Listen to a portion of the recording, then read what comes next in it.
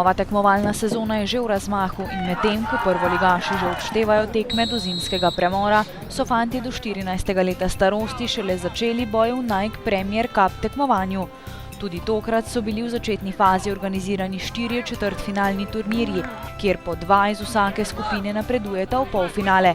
Ta bo na vrsti marca prihodnje leto.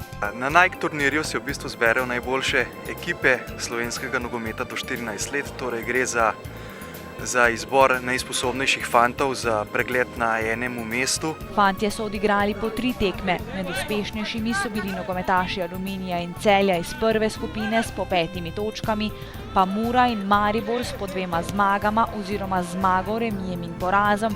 Iz tretje skupine so napredovale Domžale, edine s polnim izkupičkom točk, in Noga Triglav.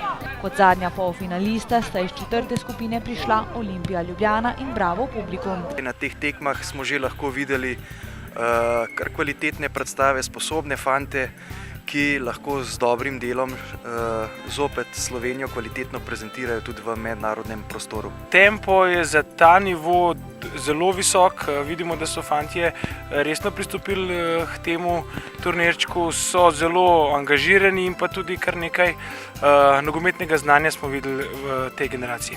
Selektor generacije do 17 let je tudi v podmladku opazil določene talente, na katere velja biti v prihodnje pozoren.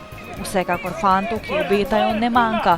Vprašanje je le, kako posamezniki ta talent razvijajo v prihodnje. Pokazano je bilo določeno nogometno znanje, ki mislim, da zadovoljuje te kriterije, katere iščemo potem za samo reprezentanco. Sogovornika sta se strinjala, da z delom v Sloveniji ne zaostajamo za ostalimi evropskimi sredinami, čeprav imamo v nekaterih segmentih dela še določene rezerve.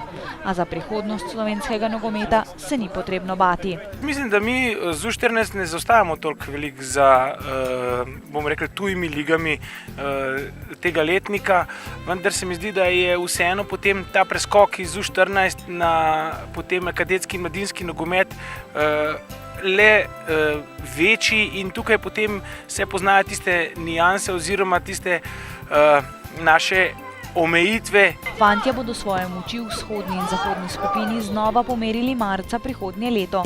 Lani se je v Ljudskem vrtu veselil Maribor, ki je bil 4-1 boljši od Interbloka.